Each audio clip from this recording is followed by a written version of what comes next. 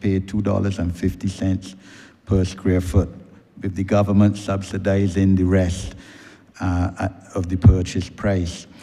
I believe that previous administrations from both parties have not set aside enough money in the estimates to cover this.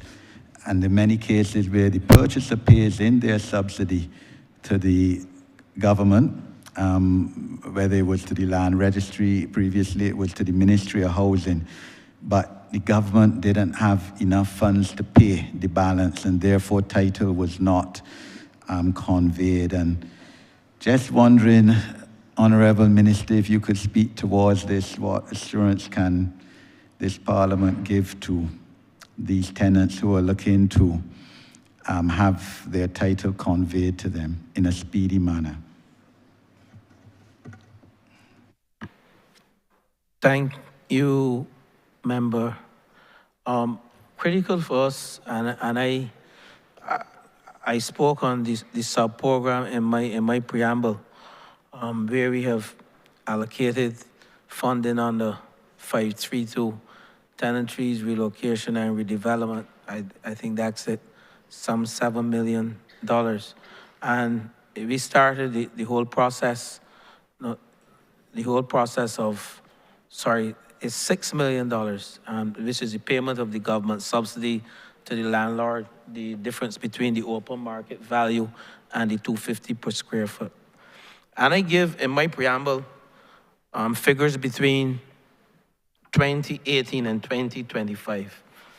And I said, if there's one thing that this ministry can be proud of, that between the years 2018 and 2025, member for St. James North, 1,112 individuals in 145 tenantries across rural and urban tenantries, as well as plantation tenantries, have become landowners in this country. And that is as a result of the commitment of this government every single year to vote money in the estimates under the program, not capital grants to individual 314. And you will see this year, 2024, 2025, 23 subsidies disbursed on behalf of qualified tenants in 14 non-plantation rural tenantries, totaling just over $500,000, and it is broken down.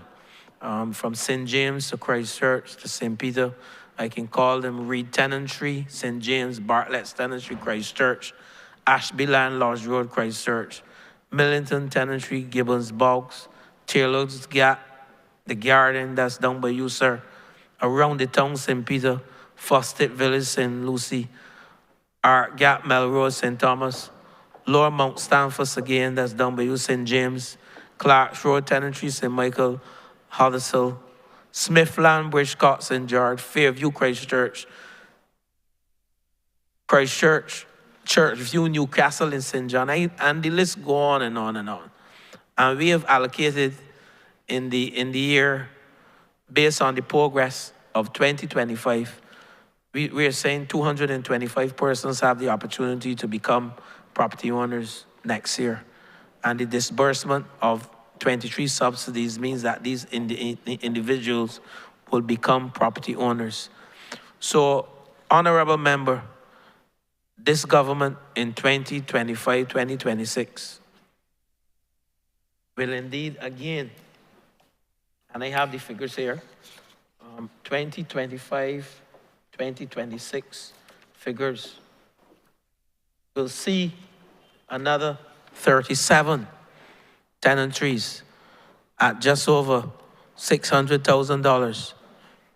Persons will be given the opportunity through subsidies to own a piece of this rock.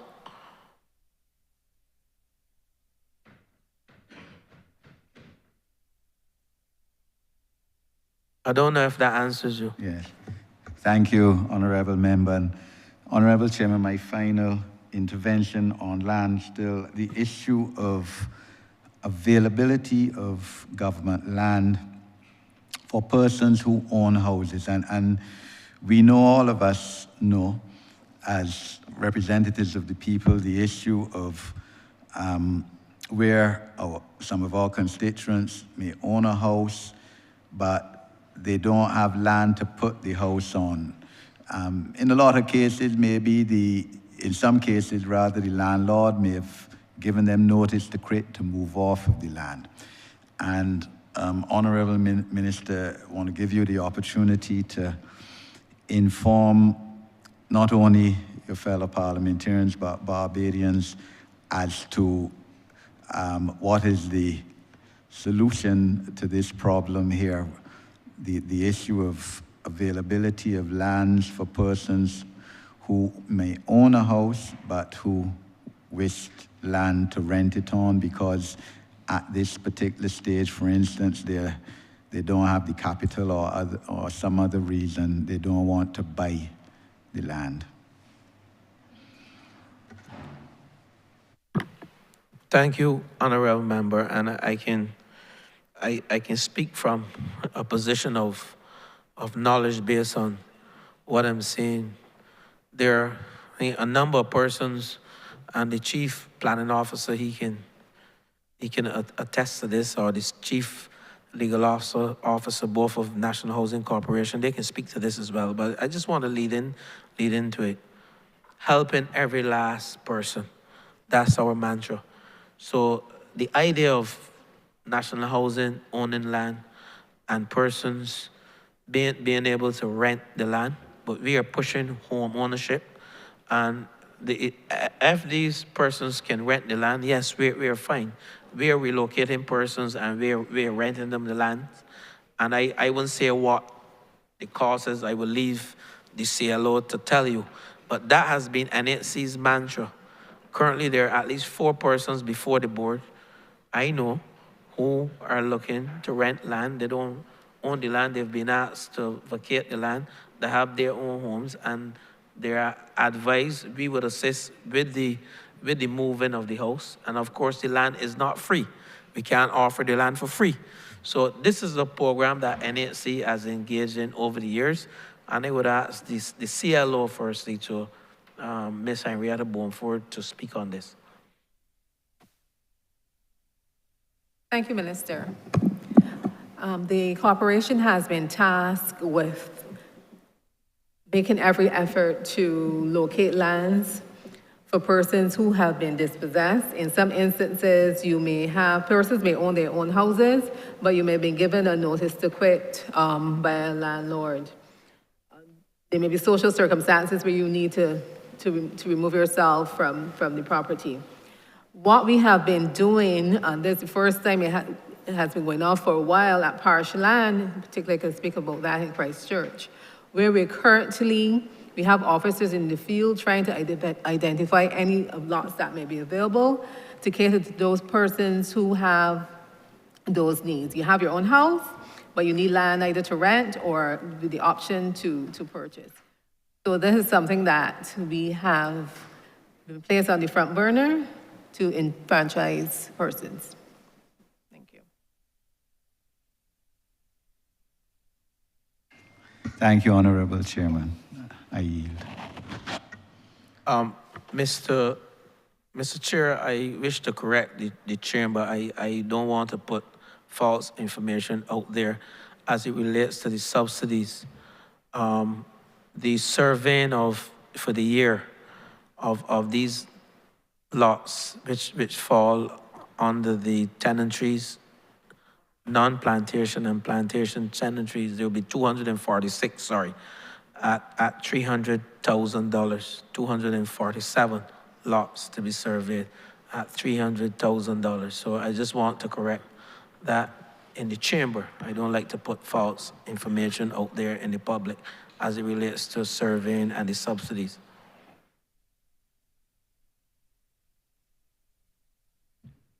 Thank you, Honourable Member for St. Michael North.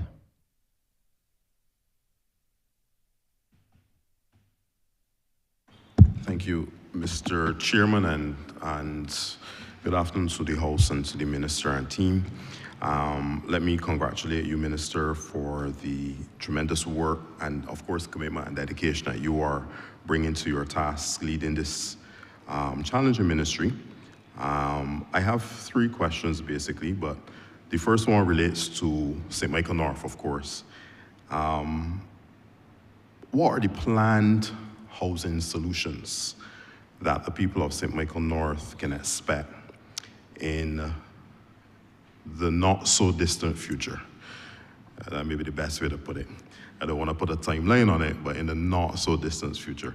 You would know, Minister, that your team and I would have worked assiduously to clear a site where the old Kelsey's Minimart sat, and you and I have spoken with reference to plans for that.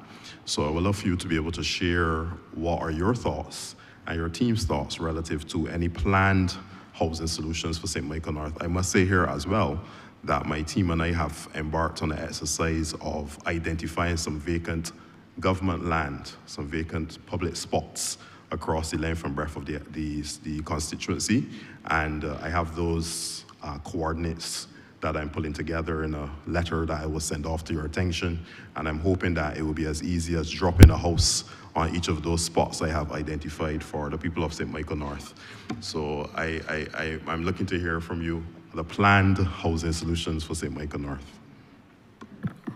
Yes, Honourable Member. We were just here saying to make sure that that is all government land that you have tagged. And you're truly utilizing the digital parcel fabric to identify the lands. All right, but I'm going to allow the Chief Planning Officer for National Housing to speak on the plans for your constituency, because I know they have been visiting and we have done some design, so I will allow him to speak. Good afternoon, Chair. Ray Millard, Chief Planning Officer, National Housing Corporation. With respect to the Kelsey site, yes, we have cleared that off and we're preparing to do a quad unit there.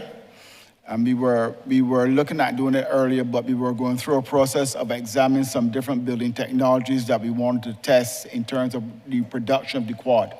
So we have looked back at that, and we should be sometime this week or early next be able to put that bid into the bonfire system, and we'll settle on the type of building construction that we are going to use. So we should be able to have that quad built that is going to be similar to what you see at Allen's Court or the other areas around Barbados. So that one will be done. In terms of the wider community, well, not so much the St. Michael North, but the whole of St. Michael, we are very much looking back through our land banks, our land system, to see what lots that are vacant. You have heard the minister speak to earlier about the vacant lots, that program that we're looking at, to see where we can acquire some lands or get some lands so we can do some housing. You would admit that those areas that you serve are actually fairly dense in terms of housing, and vacant lots are at a premium. So we're looking across that kind of band. The idea is that we think we should be able to impact on the housing needs in those areas using those areas. If you do find, you said, some vacant lands belong to the Crown, and we're certain they're the Crown's, we can always look at it and produce particular plans to meet the needs. Thank you. Thank you very much. I'm very happy to hear about the quad. Maybe if you come back in with my next question, you may be able to explain to the people of St. Michael North what the quads really are, and that may give them some more clarity. But beyond that, I'm grateful to hear that. And I have been working with Mr. McCollin directly on this particular initiative, so I have identified for sure government lands for you. So I'm going to be sending that list to you, Minister, in short order. My second question relates to maintenance again, and I know that we have discussed maintenance from the perspective of responsibility, if it is the National Housing Corporation responsibility, and in context where it may be the residents' responsibility. But I want to speak relative to what I consider to be urgent maintenance issues. Urgent maintenance issues. I still have within St. Michael North some residents who have asbestos present within their homes. I have persons who have significant structural issues. So we're talking massive foundational cracks. ceiling roof cracks, and people being flooded out when the rain falls, etc. And of course, we know that the estates are quite aged, so you would expect that there will be significant wear and tear on these buildings. But to me, some of these matters are a little bit more urgent than cosmetic. And I must say to you that there are some instances where we have mold that is obviously generating as a result of the moisture seeping into some of the soft stone and different things like that. So in my mind, I'm just asking, is there a distinction within the Ministry of Housing relative to more urgent maintenance matters, even if you want to call them emergency maintenance matters, and how are those actually dealt with from an operational perspective? When the client makes that request to you, how is it activated? Who assesses? How quickly are the assessments done? So not so much high level, but actually day to day, how are maintenance matters, especially of an urgent matter, how are they dealt with? Let me go straight to the Chief Estate Officer who dealt with a similar matter earlier today, and I'm going to ask him to expand or to repeat some of what he said earlier today. Mr. William Clark.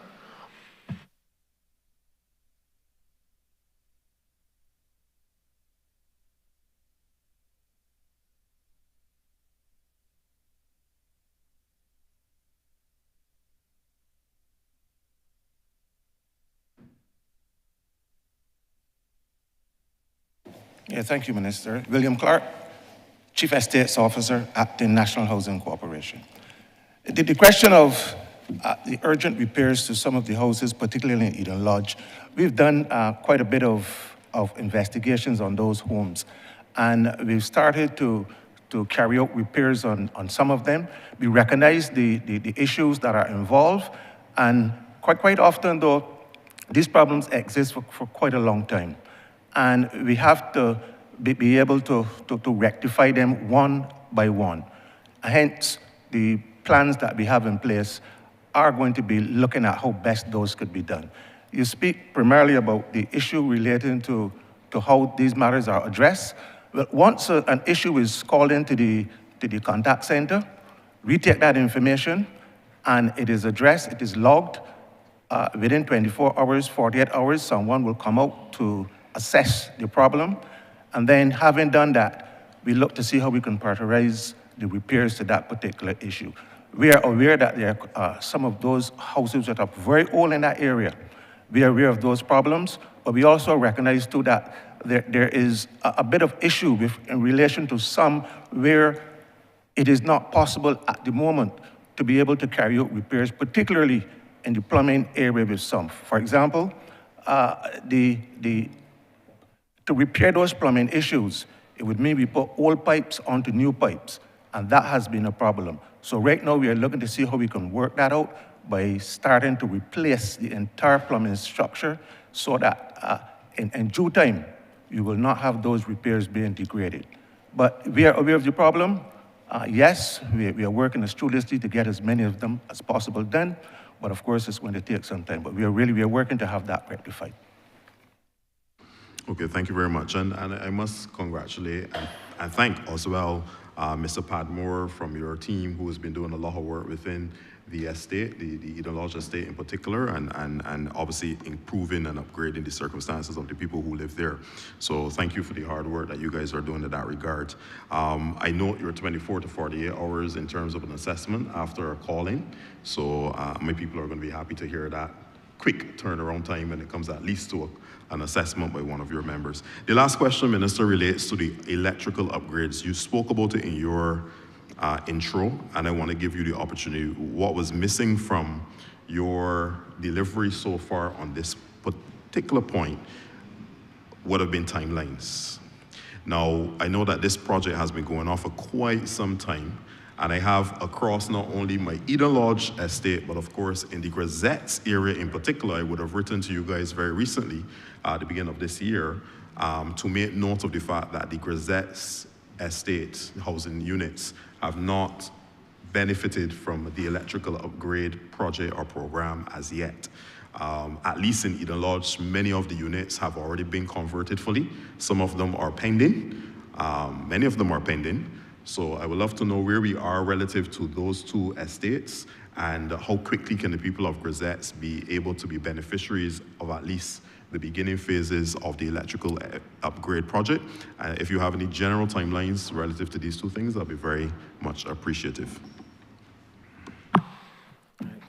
Before I hand over to the Deputy General Manager, Mr. Roger Ward, I would say, looking at our estimates here and the plan from NHC, Grisettes, which is a 1957 estate, you have some 240 units.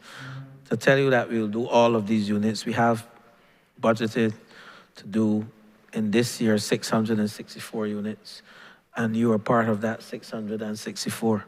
But I would allow Mr. Ward to speak on the rollout plan.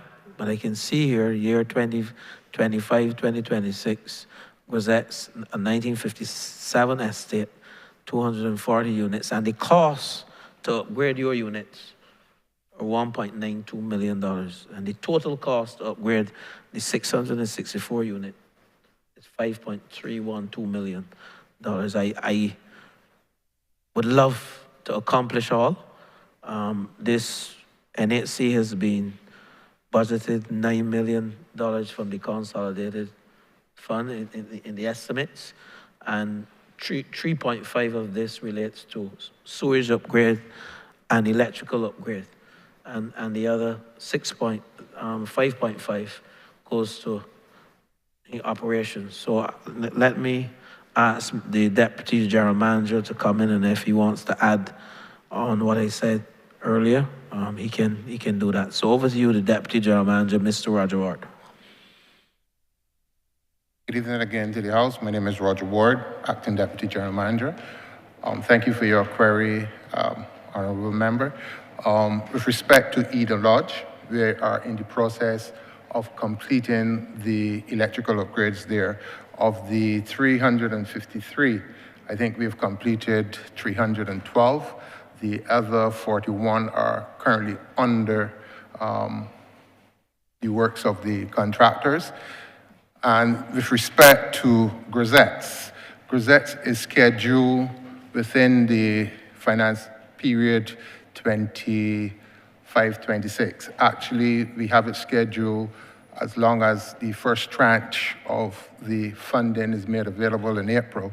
Those works will commence in April. I cannot promise you that all 240 can be completed by the end of the financial year, but we will do our best to address as many as we can. But certainly, we have not forgotten Grisettes. Those works are scheduled and will commence April this year, 2025. Let me thank you so much, Minister, and your team for that good news. The people of Grisettes will be very happy to hear it. I'm very grateful. Thank you so much for the responses to the questions, and continue to do the excellent work on behalf of the people of Barbados. Thank you, Mr. Chairman.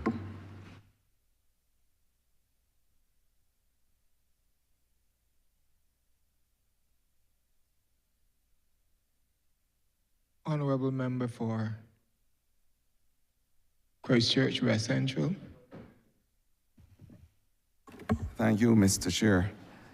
I hope, Minister, that by the end of this conversation, you'll be able to show Barbadians the multifaceted nature of your ministry, what I would call the diversity of your ministry.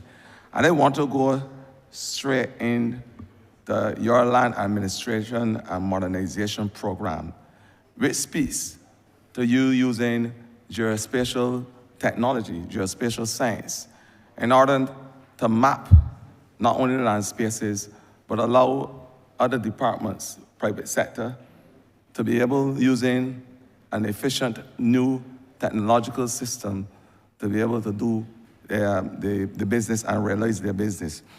The use in geospatial science is well-renowned. Geographical mappings along with identifications. I think that it is very, very, very, very, is very modern, very breakthrough. And it allows my ministry, for instance, the NHD, EPD, the Ministry of Health, and the QEH, in terms of allocating mappings for staff, is used in emergency purposes, the postal services, a whole gamut of persons and departments. I want you to be able to explain to Barbadians how this new technology and this new program that you have had in that you have initiated in your ministry, how does this advance your work and advance the work, obviously, of other departments, whether private or public? Thank you. Minister, you are now going into the technical side of the ministry, and I know this is in your, what we will term in the country, in your briar patch. Deal with the member for St. Joseph would understand that term.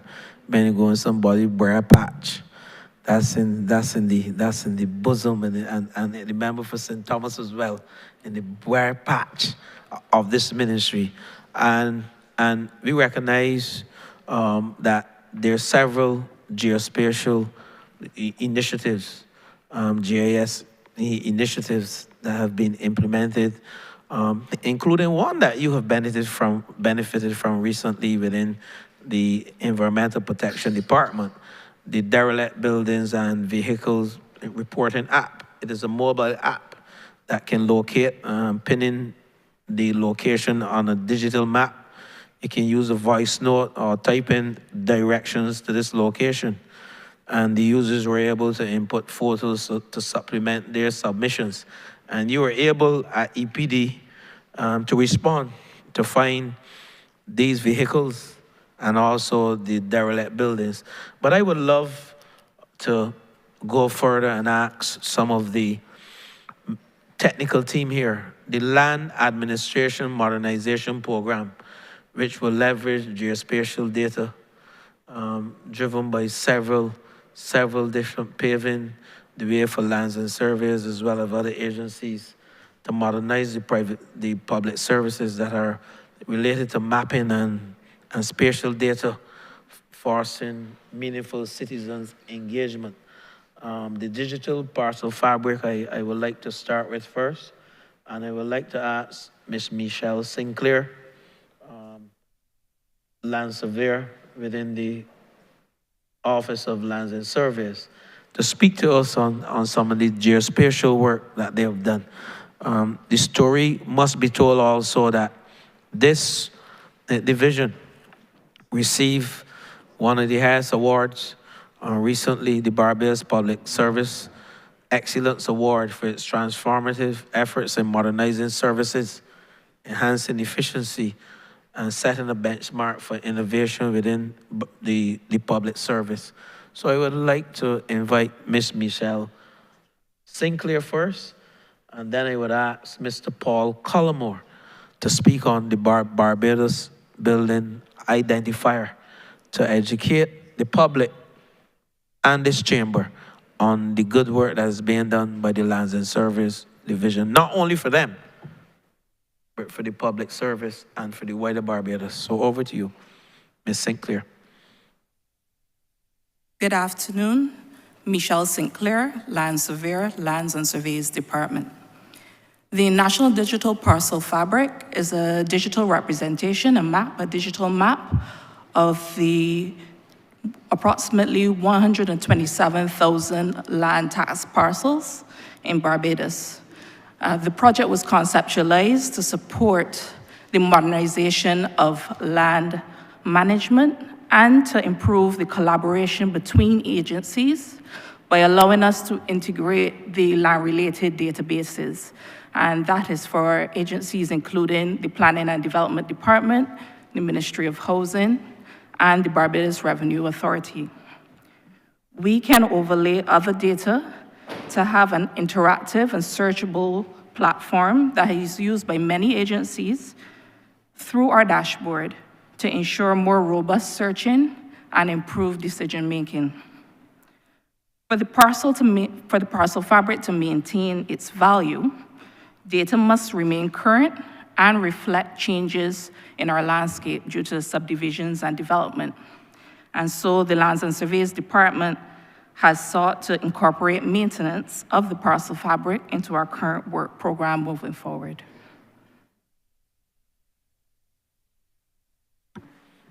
Mr. Cullimore, the Barbados Building Identifier, this is a wonderful work that's being done in this ministry, and the technical persons must get the opportunity to speak on it. Good afternoon, everybody. Paul Cullimore, Manager Information Systems, Lands and Surveys Department. The Barbados Building Identifier is a homegrown application that has mapped every structure, and we have assigned it an alphanumeric 6-digit building identification code. This allows the user to get directions directly to a specific structure, whether it is a house or commercial building. This works somewhat like sending a Google pin, but you don't have to be tech savvy. You don't have to have a smart device to share your location or any other location. The everyday citizen can give the Barbados Building ID to the person delivering their goods without using a smart device and have them come directly to their intended location.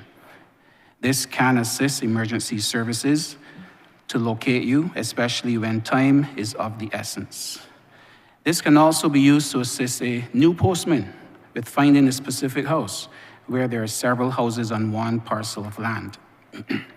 It is already being used by the EPD, Environmental Protection Department, and we are in discussions with several other private and state agencies on how they can incorporate it in their services for the public.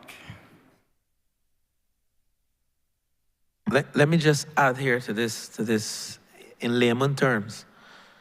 This is similar to Google Maps. I don't want to say it is Google Maps because you need a telephone to utilize Google Maps. But with the Barbados Building Identifier, all you need is a 6-digit building identification code that you can give to any person. Say, for instance, the ambulance was trying to find the Lord forbid, the member for Christchurch South. I don't want anything happen to you. Or the member for St. Michael North. And you have this building identifier code. They can't find you. You can give them your code. And once your code is in the system, they can locate you. You know, numerous occasions, Barbados Fire Service, you know, they're going to a fire and they can see the flames, but they can't get to the location because they don't know how to navigate the roads.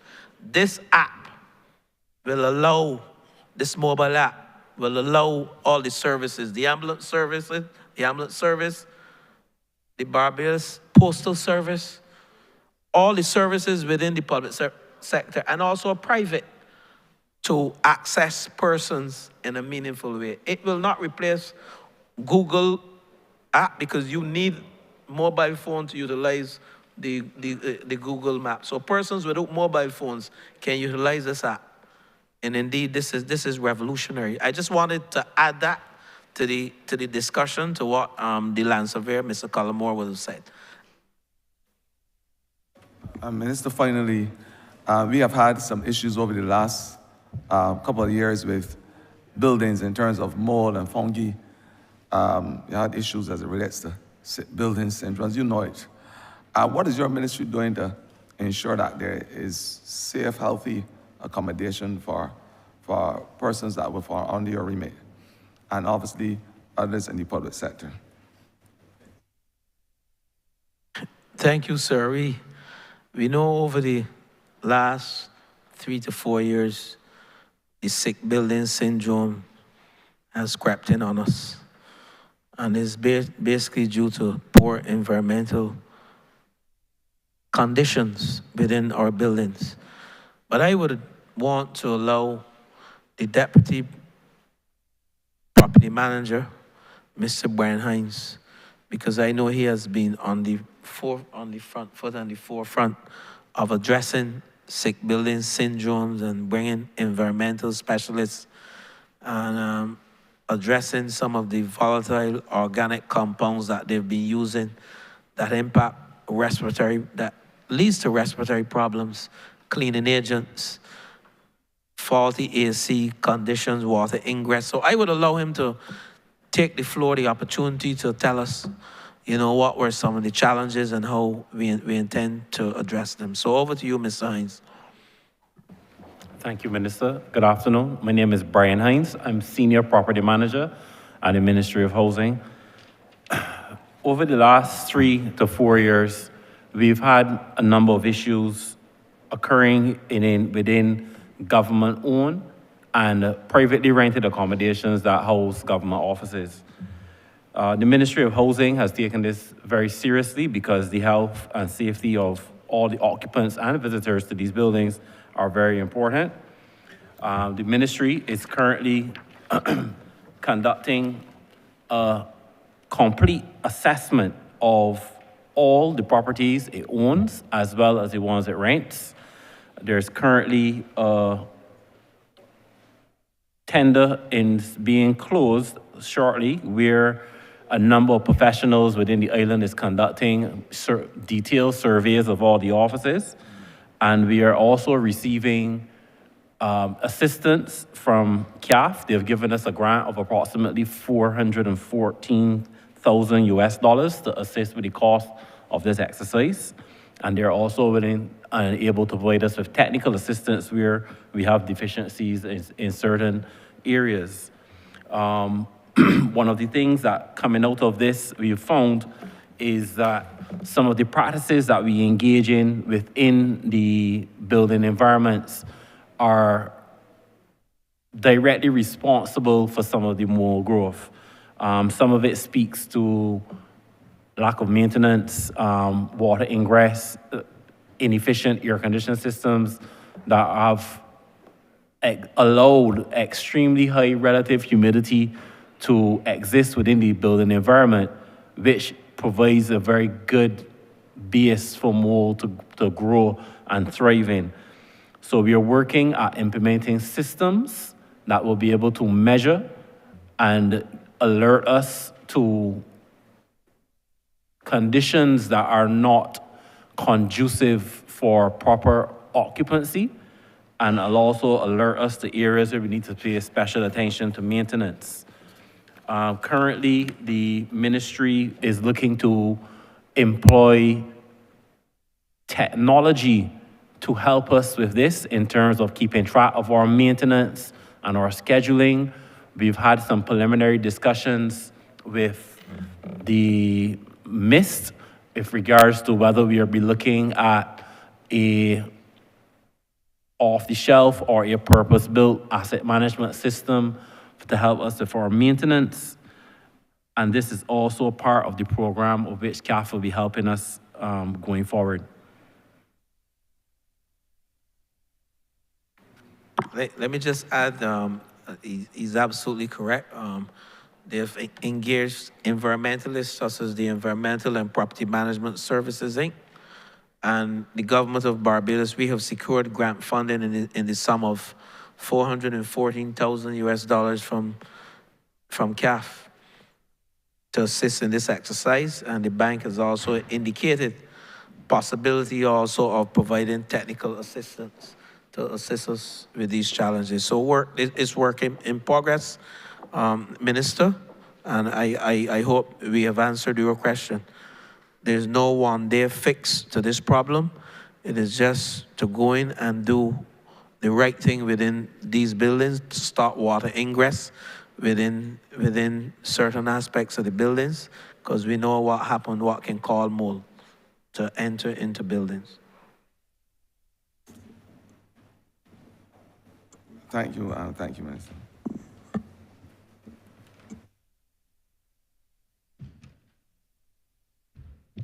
Honourable Member for St. Philip South. Thank you, Chair. Good afternoon to everyone. Minister Weiss, I would like to join in congratulating you. I think time does not permit me to get into very much detail, but I'll get straight to home ownership providing energy, which is a model that I believe has provided an opportunity using renewable energy for Barbadians, middle class and working class Barbadians, to have access to housing solutions at a price that is very affordable, because the price of the house is not really the real issue. The issue is in Hope being able to enter into a SPV, a special purpose vehicle, to allow for the roof of the house to generate energy into the grid, allowing Hope to be able to earn its profits. Minister, is this the model being employed by Hope? And is this the reason why we Hope can afford to sell housing to working class and middle class Barbadians at a very affordable price? Honourable member, I said earlier to the member for St. Michael Southeast, you know, she seemed to be in this ministry, but you too, you've been very articulate in putting it over. But I would allow the chairman of Hope at this stage, because I think respect is due to the chairman.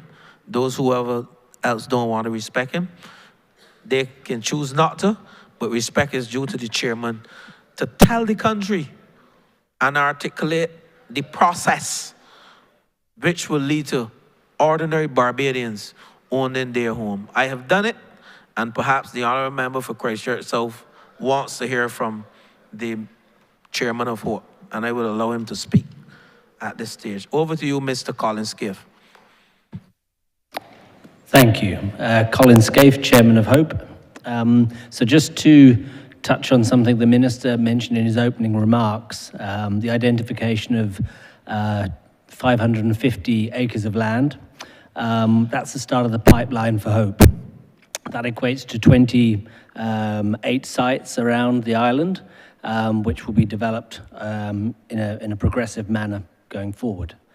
The idea with those, and if I just take you through a few of the ones which we're active on right now. So Concordia St. Philip, infrastructure's installed. We're now completing the conveyance of the land to Hope from NHC, and that will be being launched in terms of sales in the coming months. Colleton St. Lucie, also well advanced in terms of infrastructure. This will also be coming to the market in the foreseeable future. We've also identified other priority sites that the government would like us to move on. The relaunch of Paul North, Ginger Works Branchbury, and the Lower Burney site that was mentioned earlier. In addition to those, we have Guinea St. John, Ebenezer St. Philip, and Searles Christchurch. So these are the priority sites that are going to be coming through the process, whether it's planning approval, infrastructure design, infrastructure construction, but it will get through to a point where we have the ability to execute mortgages. And when the Minister talks about the industrial process is the ability to use the mortgages to finance the construction through stage payments. So that's the plan moving forward in terms of expansion of Hope, and this will be floated into the other 25 sites that are becoming made available to us from government. Now, the point on the PV system, we've been very active in discussions with Light and Power and the Ministry of Energy on this, and it's clear that there will be a resolution shortly. Nobody's currently accessing power purchase agreements or indeed licenses for PV systems. So this will be resolved very shortly. And the fact is that in the Vespera project, we've already executed rooftop leases for all of the houses that have been sold there, and we'll continue to do this. And this creates the opportunity for the value creation once the PV systems can be licensed and we can sell power back to the grid. And that is how we are able to reduce the cost of offset the overall development costs and keep costs to a minimum. An example of that would be our first project that's coming to market, which would be Concordia and Dodds, where we're able to get total development costs down at around about the $300 a square foot rate. And then after government subsidies, we're able to get the cost down to between $230 and $240, depending on the unit type. So I think this is what the scheme has in store for us. You're going to see a lot of activity in terms of sales and project launches in the coming months, and I think the future looks bright.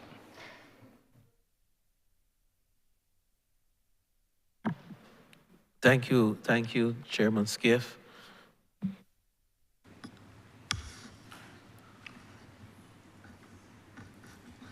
Just Chair, bear with me just for follow-up.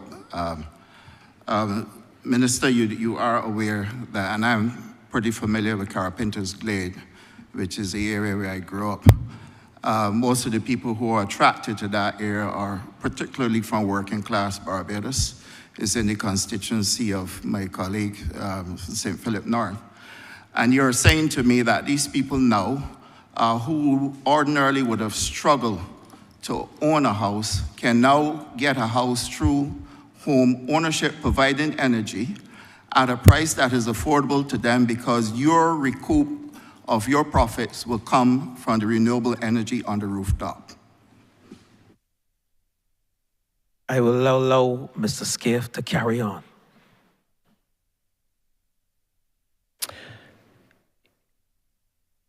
Yes, that is the model indeed. So if we think about the cost of the infrastructure and the land, then the PV revenues in the future are compensating the government over a 20-year lease to recover not only the cost of the PV, but the land and the infrastructure. So that's that revenue stream.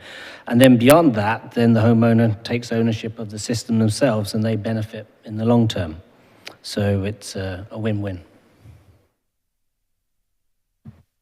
What Mr. Scaife said that the last 5 years, after paying for the infrastructure and the land through the PV, there's still some leverage for the homeowners, a 5-year period to benefit from selling the electricity back to the grid. So we will hand it back to them after it has paid for the land and the infrastructure.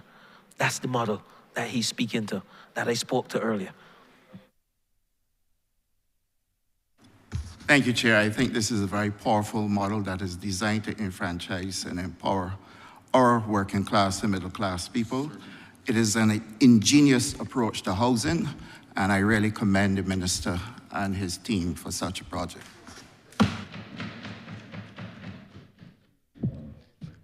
Honourable Member for St. Philip North. Thank you, Mr. Chair. I'm going to get right to the point, as always. In considering the time, 3 questions. Which order? Okay. One is a question from a constituent of mine. She had severe damage, almost the entire house was damaged in the last hurricane, I believe, and housing was kind enough to rebuild. My issue, and it is my issue as well as the family's issue, they began with a 3-bedroom house. The house has about 6 people in it, 3-bedroom house, and it was built back as a 2-bedroom home. The problem is they would like to extend, obviously, because it can no longer accommodate what it previously accommodated, would like to extend the building, but we're told, which I think is a bit unfair, but I don't know the law, that they were not allowed to touch the house or the roof for another 10 years. And that was brought to mind because it came up earlier about illegal bills on government housing. What is the real solution for this? I consider 10 years to be too much. You could get another 2 children with nowhere to put them by then. The honourable member is laughing, but that's just a fact. So what is the solution? Would that 10 years remain as it is, where they can do nothing on the house, including the roof? What is the situation on that? The honourable member probably laughed in acknowledgement that it's the truth. And I agree with you. A 3-bedroom, when we went into the Hurricane Elsa project, if we found a 3-bedroom house destroyed, you got back a 3-bedroom house. So I am going to hand over to the general manager of NHC and ask him to discuss this, or you can probably see him, but I will allow him to speak on this, because that was the model. You find someone with a 3-bedroom house is destroyed, you replace it with a 3-bedroom house. So this is sounding a bit, surprising to me. But over to you, General Manager Gill, to speak on this matter. Thank you, Minister. Ian Gill, General Manager, National Housing Corporation. I think what happened in that case is it was the square footage of the house. I'm not aware of the issue that you're speaking to, but I know that there were other issues that came up at that time. And in some cases, some people had a 700 square feet or 800 square feet house. And as you know, aware in Barbados, some people have smaller bedrooms, so she may have had a 3-bedroom house in a 700 square feet space. But our approval is for a 700 square feet space with a 2-bedroom house. I think that was one of the issues, and you had to build to the specifications that you were sent off to the town planning session. So I think that is what happened there. What I can assure you, the honorable member for St. Philip North, we're not going to allow this matter to die here. I would want to go back to the office and discuss this matter and also visit the homeowner. Helping every last person is our mantra as a government. So we will have a conversation on this, and I would expect that the team, even if I have to lead the team, we will visit St. Philip North to address this matter or see how we can bring some level of comfort or resolution to this situation. I am a bit uncomfortable with what I'm hearing. That's the truth.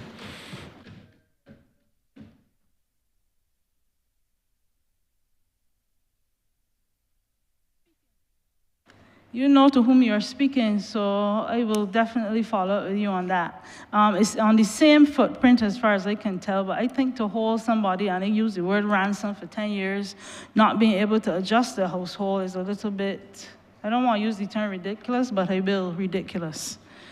My next question is surrounding, and I think I came up with this before, and everybody else has too, the prospect of housing put in the side areas for emergency housing. Thank you. I know you're happy to have me ask for emergency housing. Question arising not only from those who had problems at home and really want to have their own roof, but recently, and you may not remember, but I have brought it to your attention, the environment in which we live now, we are seeing a lot of homeowners losing their homes because they cannot complete their mortgages. I have more than necessary, more than I need actually in St. Philip North.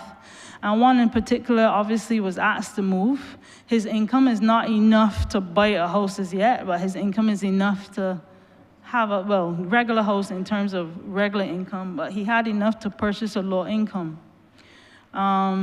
He went ahead of me, of course, and it was told to him, and I can't use this as any proof, that there was space for a particular unit that he was willing to pay for.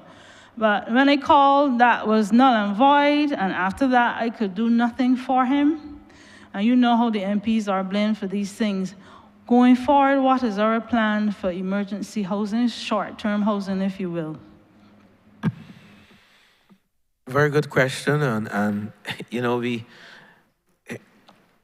have met on numerous occasions within the last, I would say, 6 months, because we recognize with the number of fires that we are seeing, fires, please, across Barbados, persons being displaced, we don't have enough rental units.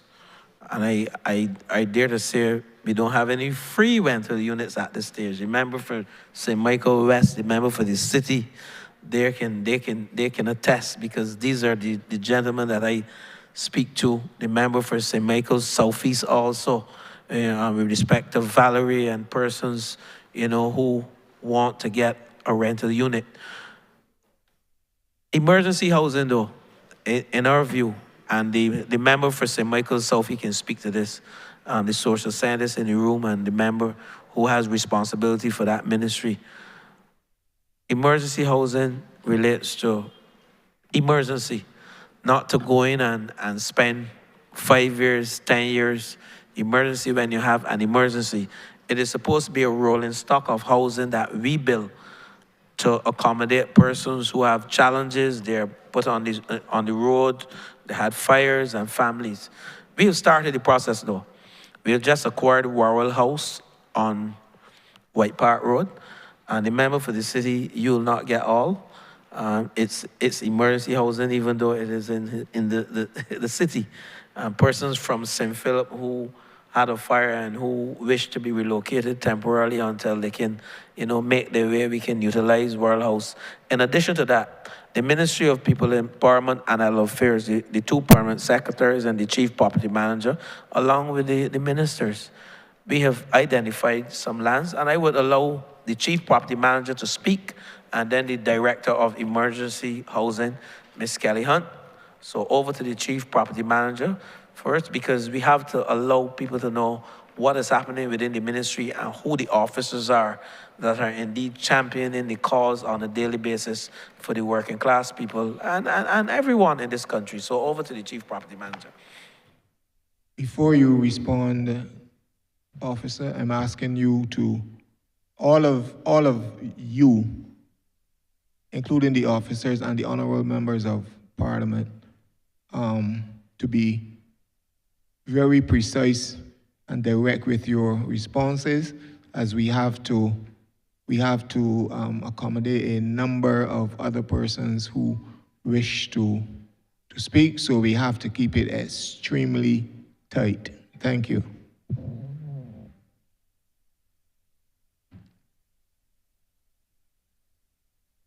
Dexter Mondesir, Acting Chief Property Manager, Ministry of Housing, Lands and Maintenance. Thank you, Minister.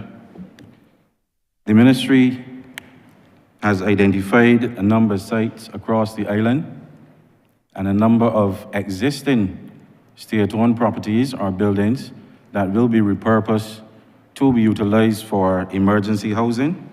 And to name a few of those sites, we have Sherman's in St. Peter, World House, as the Minister had mentioned earlier. World House is located in the White Park Road, St. Michael area. Sterling in St. Philip. St. Lucie has been identified as one of the locations for emergency housing, as well as Haggett's in St. Andrew. Thank you. Sorry, sir, through you, Chairman. Did I hear anywhere in the country, St. Philip, St. John, St. George? Sterling was mentioned. Sterling was mentioned. Sterling? Okay. Follow up. This is not my third question to that, though. With emergency housing, we say short-term accommodation, which is, I'm not sure how long is short-term accommodation. But if I had my house that is burnt down, I'm still working, though, so there's a possibility I would get out of it. But I don't have the funding to buy a house immediately. Would there be low-income housing available? Perhaps, I know your list is what, 20,000 applicants? And they have been waiting for many years, but is there or will there be a facility for those who have lost their house through fire or in this case I'm speaking, through not being able to commit to their mortgage? Will that person be placed on that list that sometimes I have people that are waiting for 10 years to get housing or more? So would there be put on a separate list? I don't know how to put it, but put to expedite the process where they can seek housing a little faster than those who are already living at home and just want to get a house on their own. Is that one of the plans?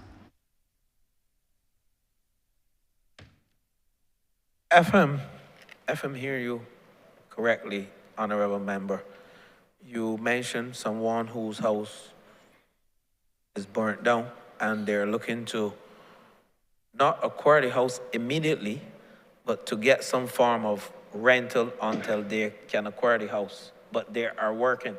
And if I'm hearing you correctly, that will fall into what we have as the rent-to-own program, where the person will be able to afford some equity in a home, renting, to own their own home, because like you said, they will be in a position to later on, I don't know whether after 5 years, 7 years, whatever, to own the home, be able to own the home. So they can fall into what we call the rent-to-own program. Yes, I mentioned social housing, but there are definitely persons who would come into social housing programs, and after 6 months, they will rebuild their own homes, or they will buy a home. So that's why I said, emergency housing, is more of a short-term program, and the honorable member for St. Michael South can correct me if I'm wrong. Rather than we having persons coming into the emergency housing program to spend 30 years more so than acquire their own home or have something to rent. The rolling stock should be there in the event of an emergency. That's why the name emergency. But from what I'm hearing, we can fulfill your request in River Crescent. We have some 30 Jovilla homes up there, and we can make one or a few of these homes affordable on a rent-to-own basis, which is close to you in St. Philip North, actually. And I will encourage you to come and visit with us and allow that person to come and see what we can do for them, because honestly speaking, I know you don't raise situations unless they are critical, and I will want to assist you, honorable member for St. Philip North. Thank you very much. I really look forward to that. It didn't quite answer my question, but I can move on. I will move on. The final inquiry, is regarding the Chinese houses. I haven't heard it come up for the day, but I can't say a constituent of St. Philip North, but a dear friend of mine that lives on the border of my constituency, who was very grateful, and I was, because I helped push the whole situation for her getting the Chinese house after her house was destroyed by hurricane. And the house, and I've seen it myself, the house is more rust than house. She's walking in the middle of the night with pipes spontaneously bursting, house flood out. The floorboards, you can fall through them. The fixtures fall in and fall on the floor. I am aware, obviously, hence the name Chinese houses, that the Chinese delegation or whoever came in to fix and I assume maintain the houses. Going forward, what is the plan for these houses? Because she, like I'm fairly scared that she would end up spending a lot of money. Not that she's not grateful. These people are very grateful. But at the same time, they want something that's livable. And as you said earlier, they can pass on to their relatives going forward. Will the Chinese, have the locals, and I think the answer was yes, but please confirm, I'm not so sure. Have our local craftsmen been trained in terms of upkeep and maintenance of these houses? And if not, what is the plan going forward for maintenance?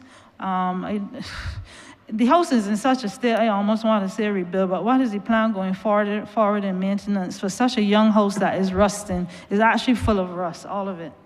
Thanks. Thank you, honorable member. Honorable member, we have, and I'm going to give the whole gambit of the houses. We have 117 of these houses here.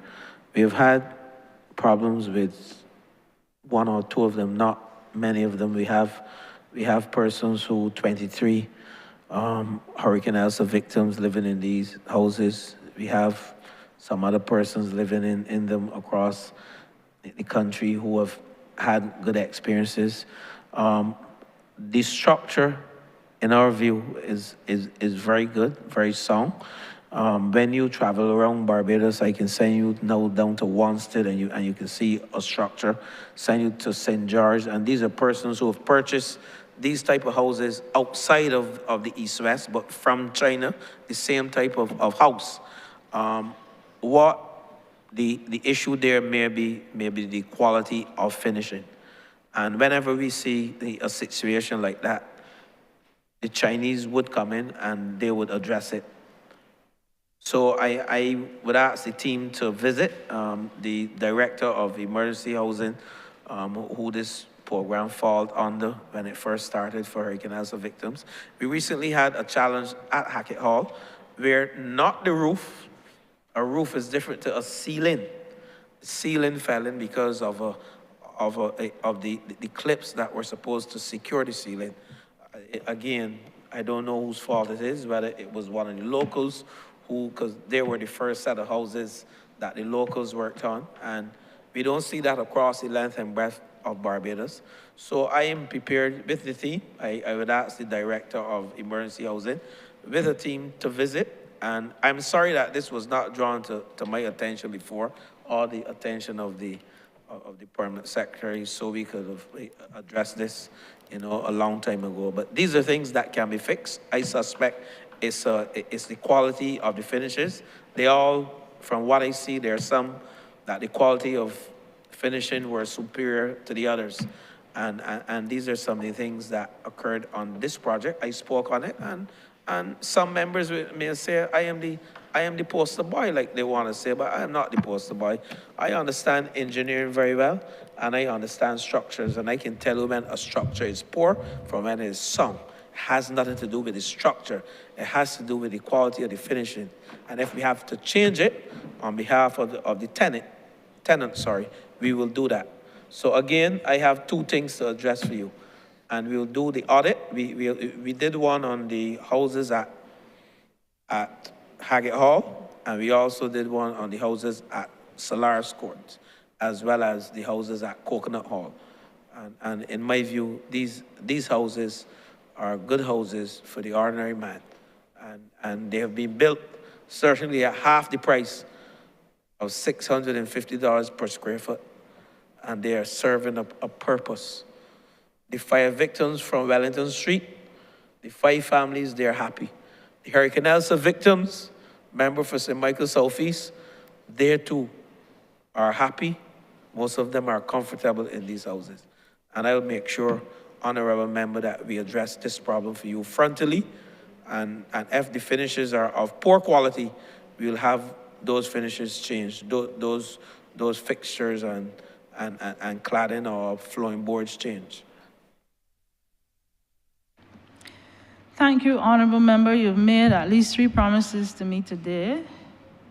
I just want to say, ending with respect to the Chinese houses, it's always well and good to say that who is happy and how many are happy, but as everything else, that's what makes news. There's always the set, and she's not disgruntled. The truth is, the walls of the house are actually rusting. I've seen it myself. I go there every month or so. The walls on the outside are actually rusting. The floorboards or whatever it is made of is loose. But I look forward to your engaging. I'm always willing and ready. It's not too far from where I work. So any time of day, just let me know. I thank you. That brings to the end of well, not all, but most of my questions. Thank you, Mr. Chair. Honourable Member for St. John. Thank you, Chair. 3 quick questions, Minister. 1, the whole project at Pool, can you provide some information in relation to the status about that? Because they have a lot of small people running around in St. John taking videos and posting them. You know about that? So for clarity, just when the restart is to be. I'll allow the chairman of Hope to speak on that, but the restart is very soon, so I will give him the opportunity to speak on it. Thank you, Minister. So we will have a draft conveyance from Res Life for the transfer of that land to Hope by the end of the week. The planning permission's been secured. So with those 2 major milestones achieved, we'll be able to restart infrastructure with a view to a sales launch very shortly. The honourable member for Christchurch South, did you hear him? Okay. Okay, you didn't hear. Okay.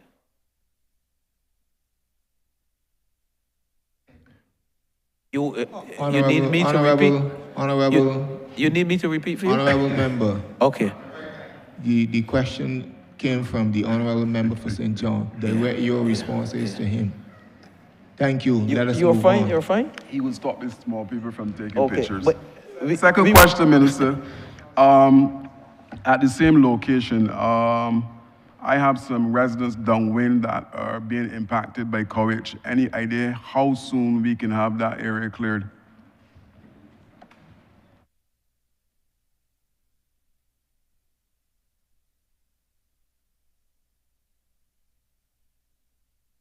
You're speaking with, sorry, I was distracted. The same Hope project, Minister. Okay, the clearing. I will allow Mr. Skiff to speak on Hope. Sorry.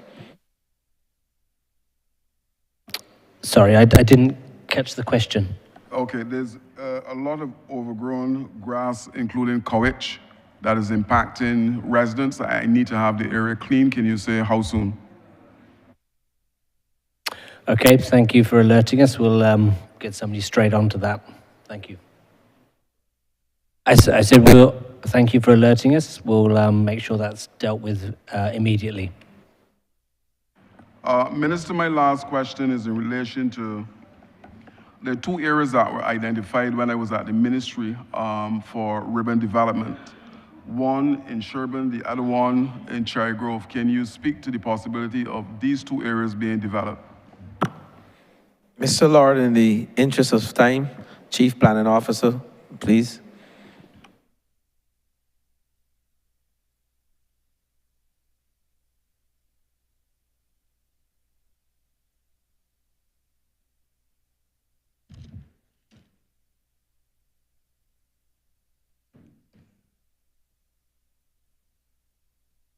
Raymond Lord, Chief Planning Officer, the Cherry Grove, you said the Cherry Grove, just repeat that for me quickly, sir.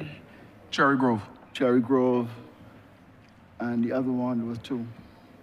The Cherry Grove site, we have looked at that. I think that is included in the matrix.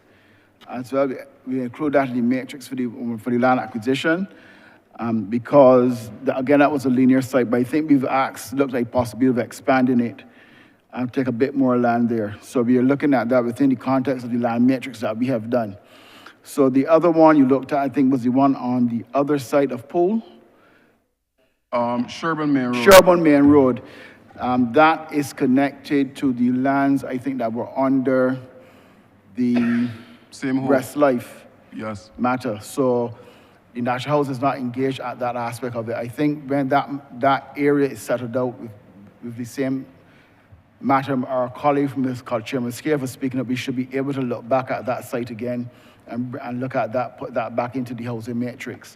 Any timelines? I think that is connected to what colleague Scare was saying with the resolution matter. We wouldn't want to pin that down right now. We couldn't pin that down as of when.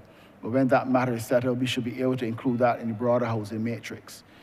You will be pleased to know that you do have lands allocated at Colleton, St. John in the housing matrix. And we're also looking again at a smaller parcel and the area of Gall Hill again to look back to add some more lands to St. John in the housing matrix. All right, thank you, Chair. I yield back. Honourable Member for St. Peter. Thank you very much, Mr. Chair. I am conscious of the time and will say that I'd like to engage, not now, but I'm going to say it publicly because my constituents were really expecting to hear something about it. I'm a little bit confused as to the matter of transfer of units. I have a small, comparatively small estate in Maynards, and I know that there are a number available for transfer that have not been transferred, and I like, not now, but to know what is happening with the others that are eligible for transfer to the residents who really want to have possession of them. The question I have relates to 6 Mines, and while my constituents believe me, they have expressed that they would like to hear from either the minister or one of his senior officers to receive some kind of information as to what the process is likely to be that will allow them to realize something that they've been dreaming about since the early 1970s, something that is affecting their ability to develop themselves and their relatives and take ownership of the lands that they've been on. So we just want, and I say we because I speak on behalf of the residents of 6 Mines in this regard, we want to have some kind of information, not through me this time, but directly from the horse's mouth. Thank you, Honourable Member. This tenantry falls on the National Housing Corporation and not the main ministry. And while I have some knowledge of it, I would allow between the Chief Planning Officer Mr. Raymond Lord, and the Chief Legal Officer, because I know work is being done. I think they're at the stage of surveying, and I would allow them to let you know the timelines. So over to the Chief Planning Officer and the Chief Legal Officer. I'm not sure which one will go first.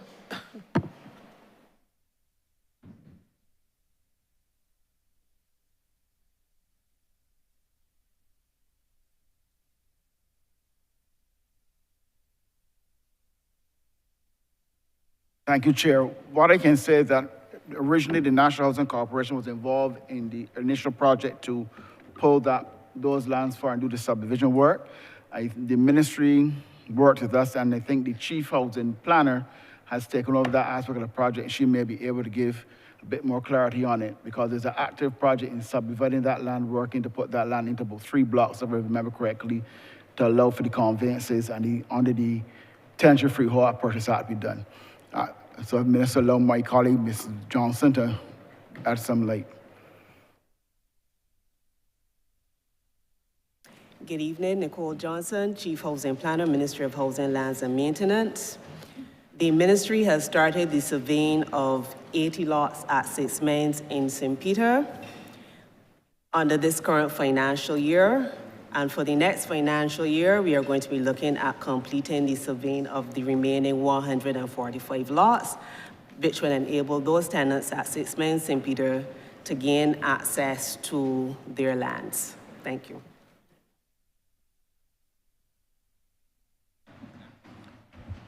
Go ahead, Honourable Member. I guess you're fine. So thank you very much, and I'm happy to hear. I just want to be clear on the information. 80 lots have been surveyed so far, and there are 145 more to be surveyed. Is that correct? Yes, correct. 40 are currently in progress. 80, are currently in progress, and the remaining 145 have been scheduled for this financial year. Okay, so I need a little clarity then on what in progress means. These surveyors are actually in the field at 6 Mains working. Okay, so surveying they're the lots, being yes. surveyed.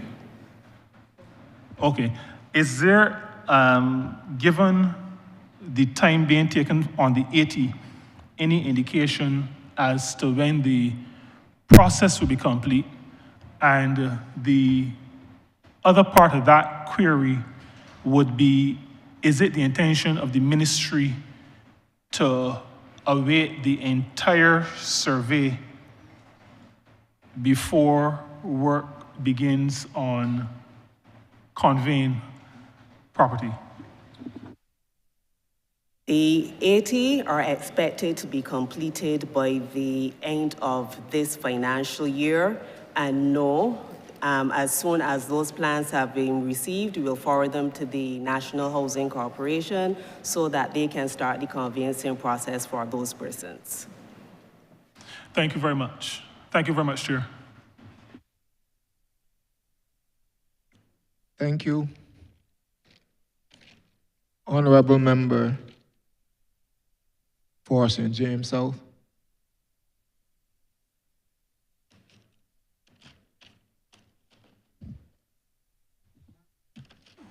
Thank you very much, Chair. I have just one question, as a number of my questions have been answered already. And it was to get specifically about Haynesville, the government units there. I believe when you were answering earlier about the process for releasing them, information was given that houses were assessed as to whether or not they would need repairs before they were passed on. So I just want to know if Haynesville has been assessed and how many would be in need of repairs to pass on. Let me assure you, yes, they were assessed, and I would allow the Deputy General Manager who spearheaded that project. I know Haynesville was part of the pilot project that the structural assessments were done, and a report has been submitted, and I would allow the Deputy General Manager and also the project manager, who's the chief engineer within National Housing, because they're would have assessed the report. I have knowledge of the report, but I would allow them to speak. Thank you, Minister. Roger Ward, Deputy General Manager, Acting National Housing Corporation. To respond to the query from the Honourable Member, yes, Hinesville was assessed by CEP engineers, chartered engineers. We have that report. We are going through it and assessing the details and the findings of that report. Suffice to say, though, there are some units at Hinesville that their resiliency have been put into question by the report, and we are assessing our best approach at this stage on how to resolve those issues. But I would allow my engineer to go into greater details as to the findings in that report.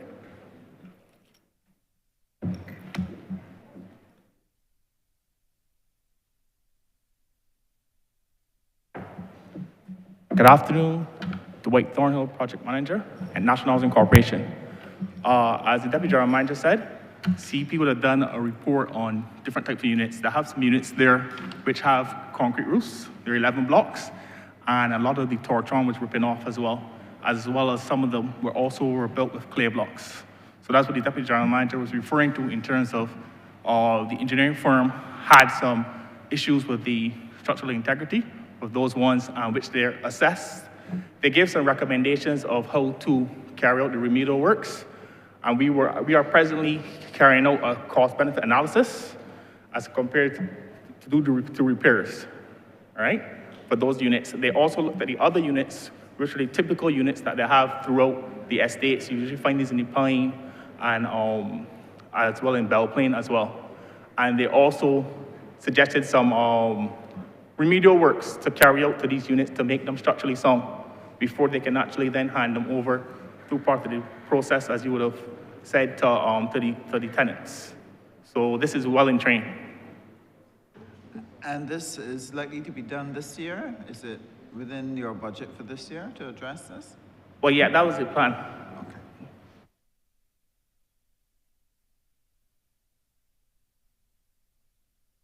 Honourable Member for St. Michael South Central. Thank you, Chair. Minister, in 2019, I went on the first of many site visits to a tract of land at Pine Plantation Road with a view. This visit included the Ministry of Housing, the Ministry of Agriculture, the Ministry of Transport, Works, and at the time, Water Resources, and others. We've since been several times again. A minimal amount of work was started and maintained, and many of the residents of Pine Gardens are grateful that the property has been kept low, that the number of fires and issues with flooding has been reduced, but that was not the ultimate outcome that we had in mind. The ultimate outcome was that we would establish shade houses through the Ministry of Agriculture, that we would also have a park installed. This is since 2019. And that the matter had to be triggered by the vesting of the land by the Ministry of Housing in whatever would be the entity that would take responsibility for the project. I raise this now because the tract of land, while the constituents of Pine Gardens have benefited, the truth is that that land stretches all the way over to the backs of the residences of those residents along Cullimer Rock.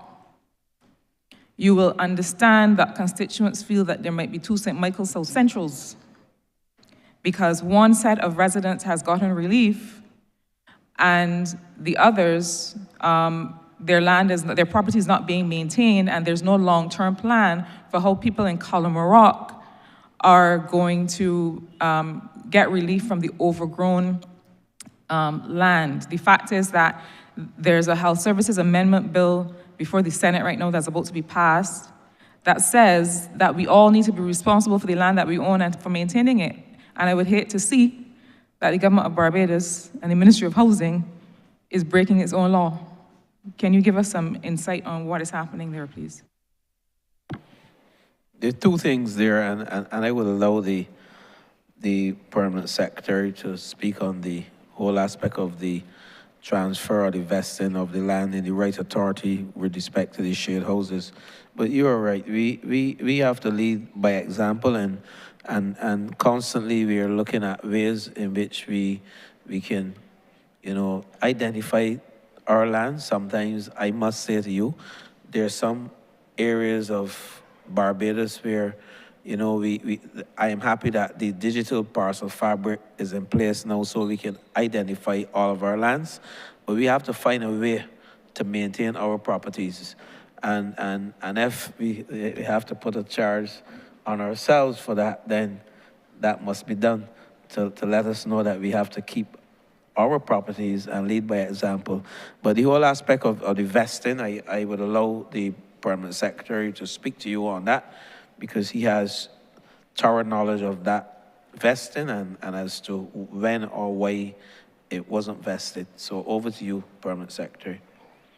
And I'm not throwing him under the bus, just that he has the knowledge. Thank you, Minister. Nikki Smith, Acting Permanent Secretary, Ministry of Housing. The question asked by the Honourable Member is a valid question. We have been a little swamped to get things done. The area at the Pine is to be surveyed so that it can be vested in the BADMC for the particular purpose of having the shared houses put in place. And this is one government entity to another.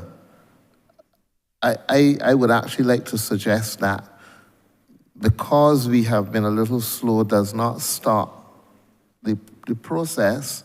In fact, the BADMC, we can have a discussion with them so that they can start placing the shared houses so that when the surveying is done early in the new financial year, the lands can then be vested.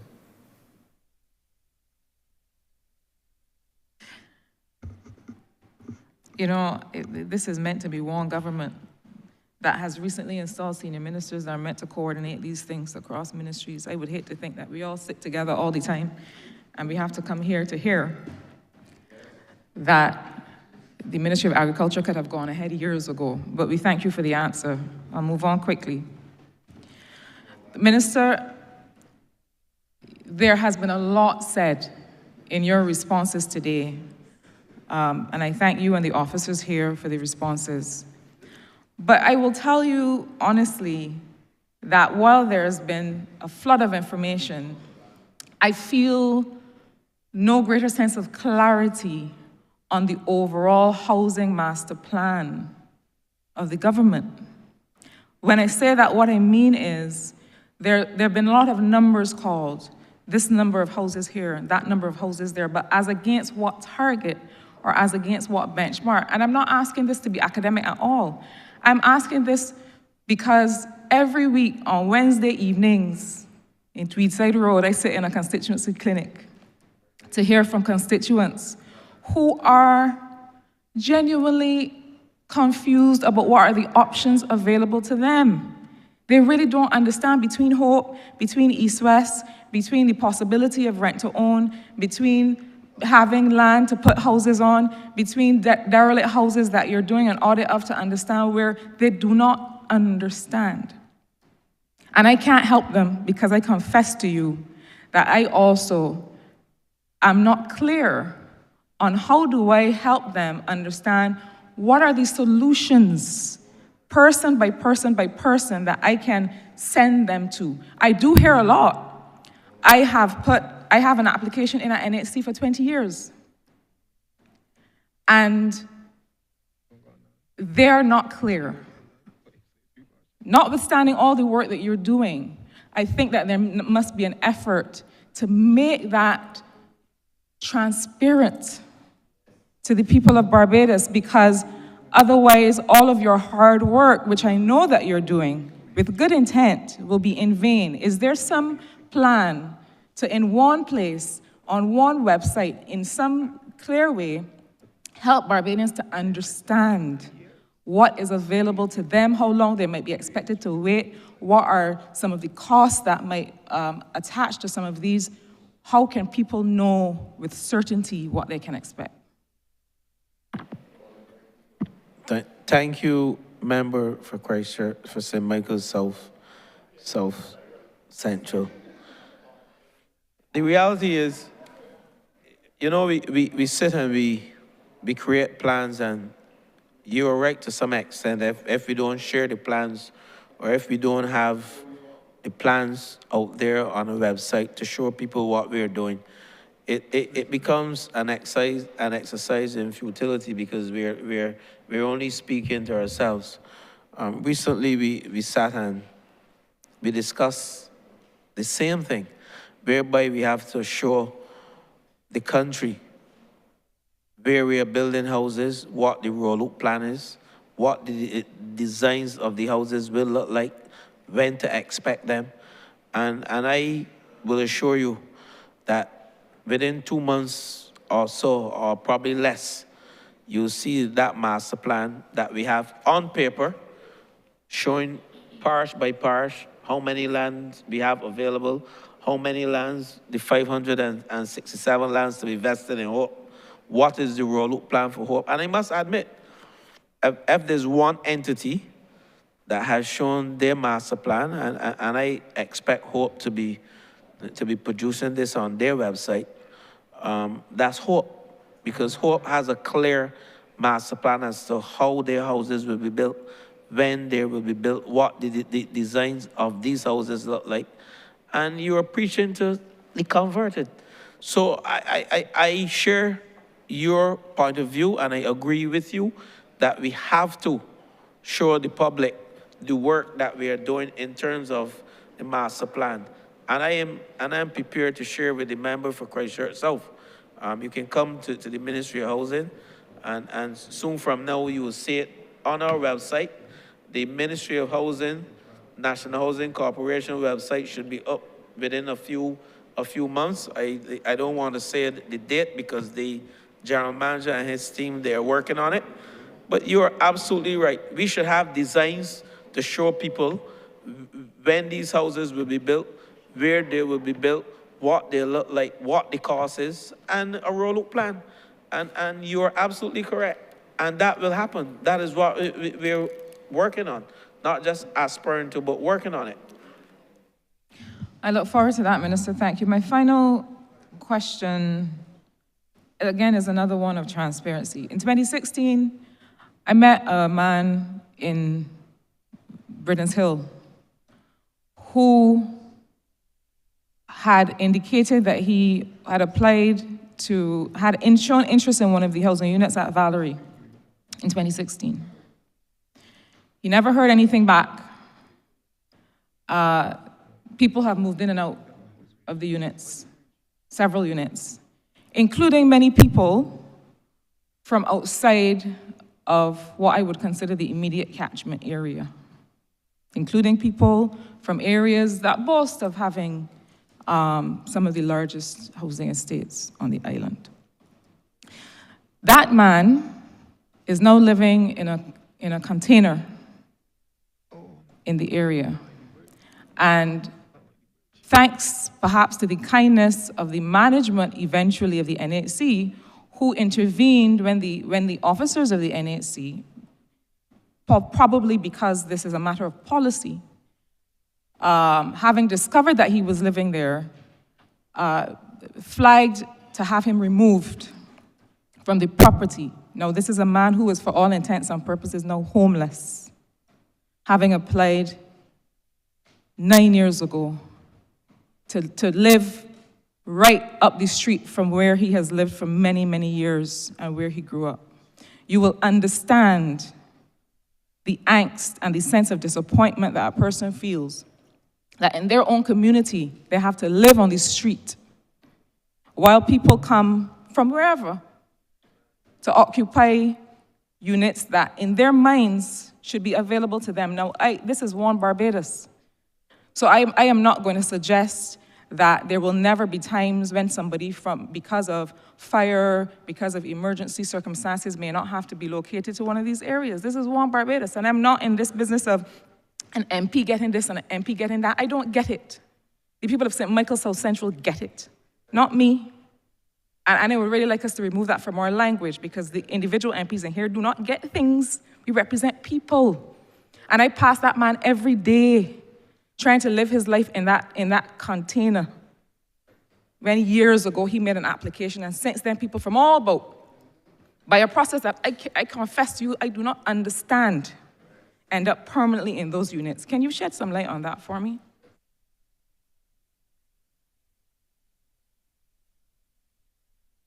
Member for St. Michael South Central, I share your pain. I understand what you're saying.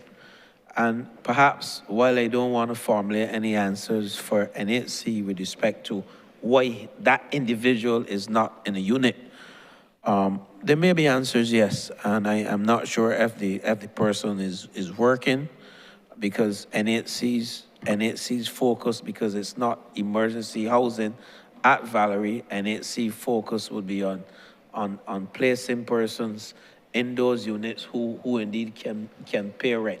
While I understand where you are coming from, and I would be first to raise my hand to say this gentleman will be accommodated at, what's the house name? Worrell House, because that seemed to be an emergency housing issue.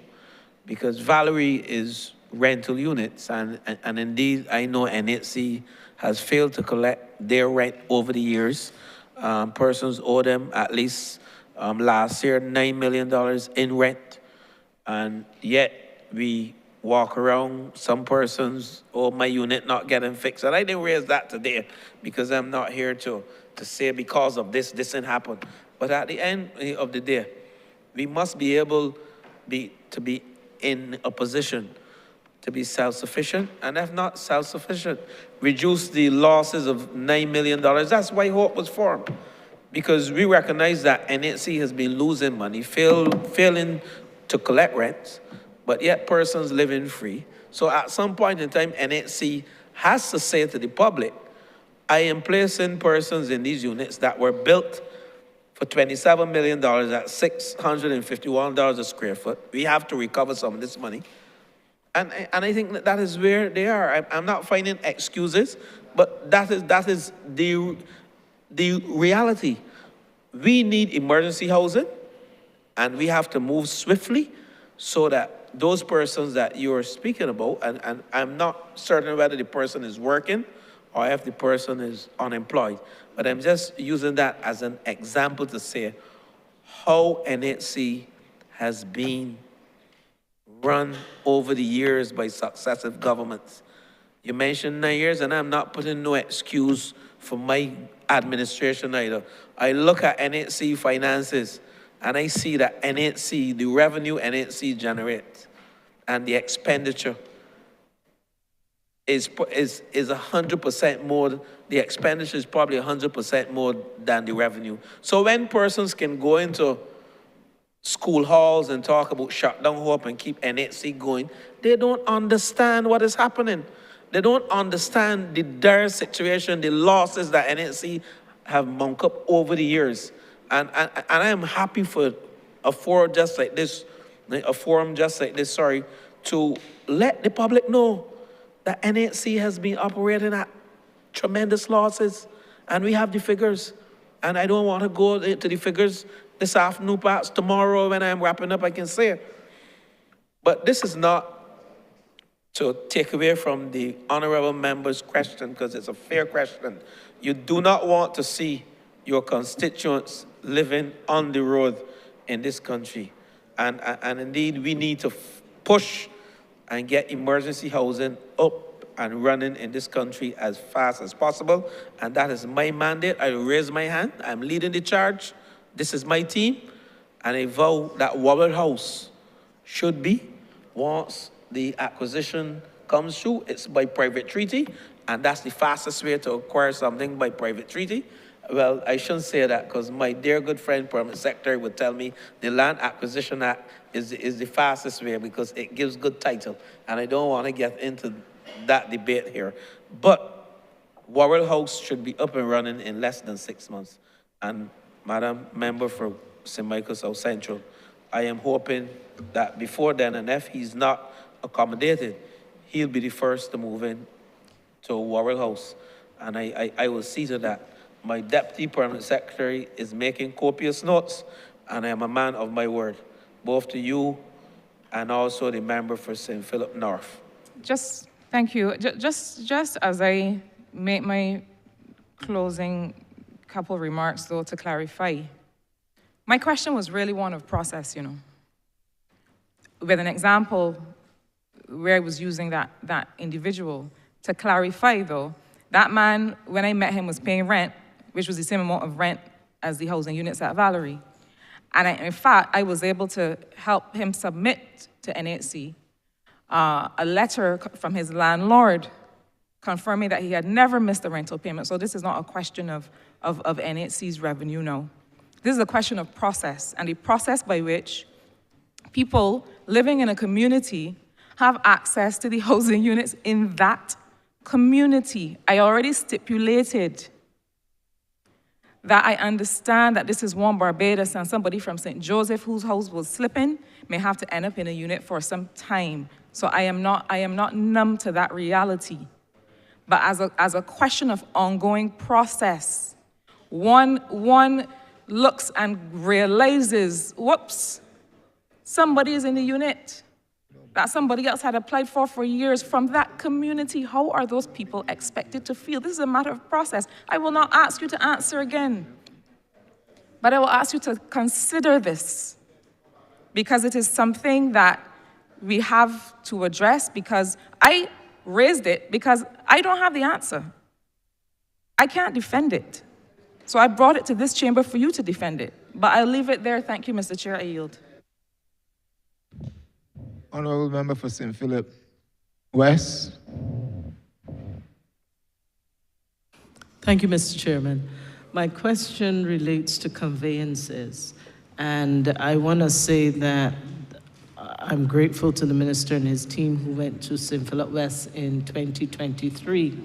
At that time, it was to speak with the residents of Jade Circle who had been displaced when the Searles to Six Rose Road was being done more than 20 years ago. My question, sir, is I know that there was some progress being made, and I'm trying to understand the question to the minister. When might the people of Jade Circle expect to be able to have those conveyances? And when can we expect that process to be completed, given the meeting in 2023?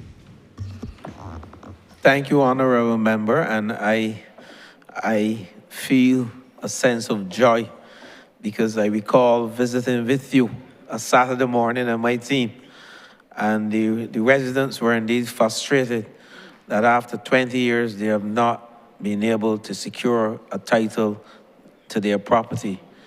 What I can say to you at this stage before I allow the Chief Legal Officer to come in, we're at a stage of discussing pricing with them, and the good news that all of them have been offered a discount for the fact that they've waited so long, and they're at a stage now of signing and handing over title to them. And I would allow the Chief Legal Officer to come in. This should finish before the end of the financial year 2024-2025. So over to you, CLO Bourneford. Thank you, Minister. Yes, indeed, we have started working on transferring title to persons in Jade Circle.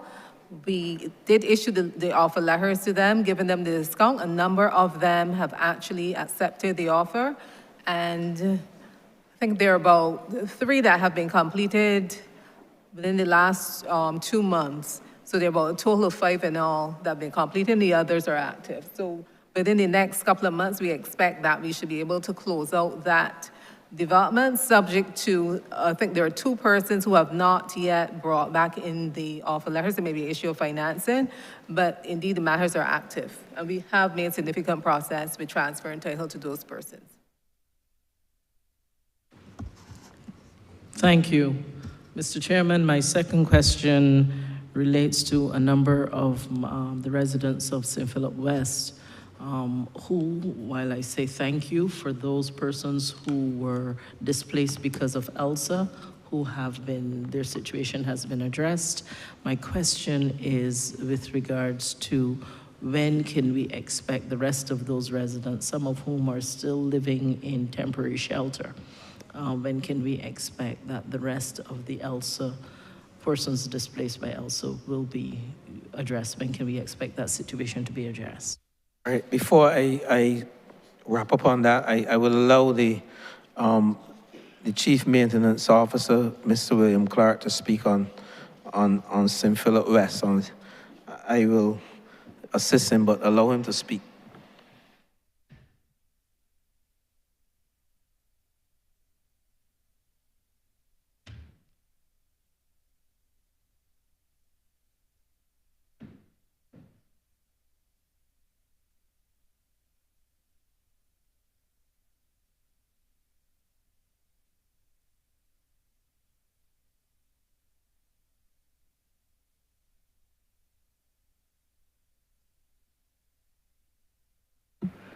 Thank you, Mr. Minister. Again, William Clark, Chief Estates Officer, National Housing Corporation. The Hurricane Elsa program, which the National Housing Corporation had engaged in, saw us fixing 987 solutions. 265 houses were rebuilt, 503 were repaired, and we had a situation where 217 persons were given materials. To date, 241 repairs have been completed. 503 repairs have been completed. And certainly, we have assisted those 217 individuals with materials. When we look at what took place in parish by parish, if we go to St. Philip, what was that again? St. Philip West. What's happening at St. Philip West? Just give me St. Philip West. We have for St. Philip West, we've had 90 rebuilds that were affected. We've completed 87 of those rebuilds. We have 3 that are in progress. With respect to the repairs, if you give me 1 second. We have for St. Philip 124 repairs were engaged in works, and 124 of those are completed. For St. Philip West, we had 21 of those repairs are completed. With respect to houses that have not had any work done on them, we have been, in recent times, experiencing a number of challenges with the legal issues with some houses. And I say that to say this, that there are areas where we have not been allowed to go to carry out work on properties, because in some cases, a sister does not allow her brother to have access to the property. A brother does not allow his brother because he wants it for his siblings. And that has been some of the major issues we've had. We have recently been looking for properties for these ones. In fact, some individuals have had the opportunity to get a land in other areas, but that's being worked on. It's an ongoing process. But a number of the houses for persons who are affected by ELSA have been completed. We regret that a few remain outstanding. In fact, out of the 770 solutions that we had, there are only 24 that are currently outstanding.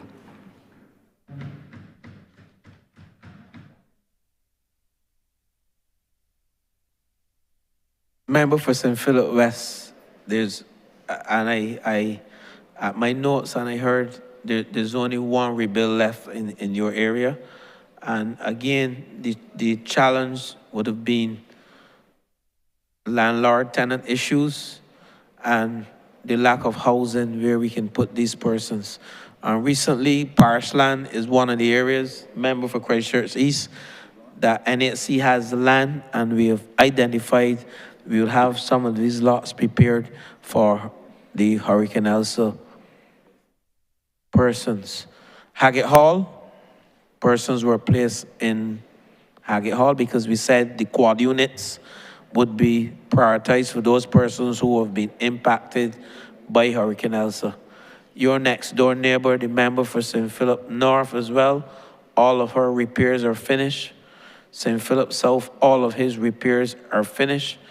And indeed, the rebuilds, there are only 2 rebuilds left in St. Philip North and 1 in St. Philip West.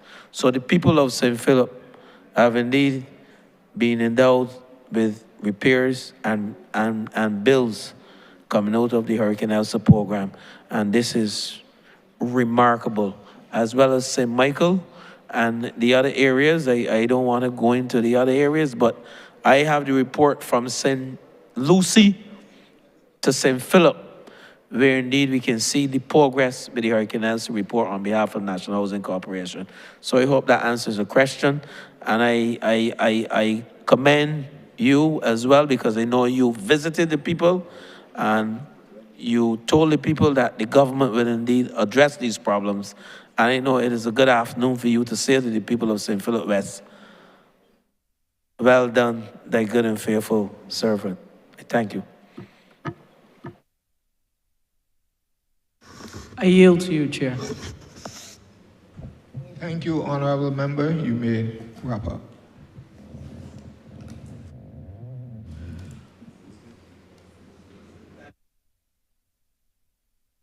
Thank you, Mr.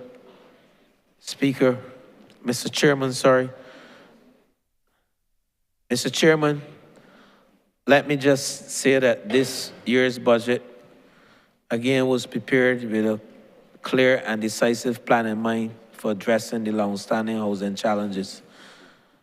I'll take from here again, I would say to the honorable member for Christchurch South, I'm a listener, I'm a learner, I'm an engager. We never came to this chamber recognizing that we had all of the solutions. What we came to this chamber to tell the public that this government has engaged in what we call one of the most revolutionary housing programs in the history of politics in this country, the first of a kind. And I make no apologies to former administrations nor former leaders. We have, I heard the member for St. Michael, Sophie, saying it, 9 years ago, her constituent applied for a housing unit. What extended 9 years ago is probably a more dire situation now 9 years after, in terms of the number of persons who have demanded housing. And if we look at the record over the years, with 20,000 applications, and you're building 756 houses in 10 years, and then you have a housing stock as ancient as what we have from the 1940s, we are in a dire situation as it relates to housing. We are prioritizing affordability, accessibility, and quality, and resilience in our housing program. And that's why we have looked at the light gauge steel structure with the autoclave rated concrete panels that can be installed in half the time that it takes you to install even precast slabs and concrete blocks. And indeed, the cost per square foot at which we are building at is also revolutionary. We have come from the 651s, the 550s, and we're down to 300, and we're even looking to push it further. We have capped the cost of land to the less fortunate persons who are earning less than $2,500 a month net and $2,000 net a month. You may call it a subsidy. We call it making housing affordable for these people. I make no apologies. Hope has revolutionized the housing market in this country with the industrialized process, and through targeted initiatives and the increased transparency and the stronger partnership with the private sector, we will achieve. The commission of inquiry will be carried on after the Auditor General has done his work on hope, and our Prime Minister insists that this is done. We have nothing to hide at hope. And after we have done that commission, that audit, after the Auditor General, we have given him the leeway to have the files to do what he wants to do with them, to assess them. Then the Prime Minister will converge our team, an independent team, to do what we have to do. Because for us, we want to live to see the day when the ordinary man and the ordinary woman can invest in shares in hope. And we will continue to utilize the liquidity in the banking system. And I hope that after today's explanation, the Honourable Member for Christchurch South understands the model, the business model by which hope is operating. Members of the chair, while we do not expect the road ahead will be without difficulties, we remain steadfast in our mission to house every last person. And with those few words, Mr. Chairman, I beg that this head now stand part.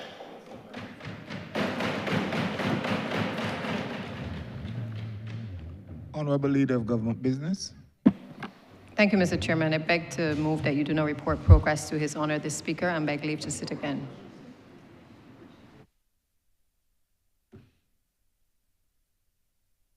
The question is that head 93 stand part. All honourable members in favour, you say aye. Honourable members against, you say no. Methinks the ayes have it. Mr. Chairman, I beg to move that you do not report progress to His Honour the Speaker and beg leave to sit again. The question is that I do now report progress to His Honour the Speaker and beg for leave to sit again. All honourable members in favour, say aye. Honourable members against, say no. Thinks the ayes have it.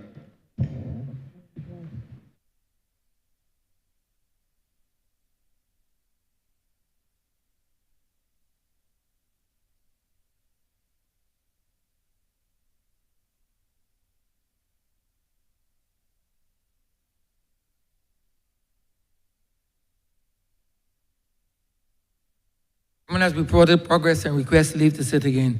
Honourable Leader of Government Business. Thank you, Mr. Speaker. I beg to move the suspension of the House until tomorrow, the 5th of March at 10 a.m.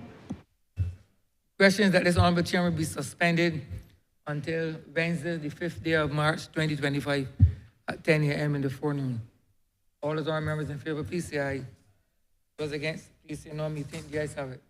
This Honourable Chairman stands suspended until the 5th day of March, 2025, 10 a.m. in the forenoon.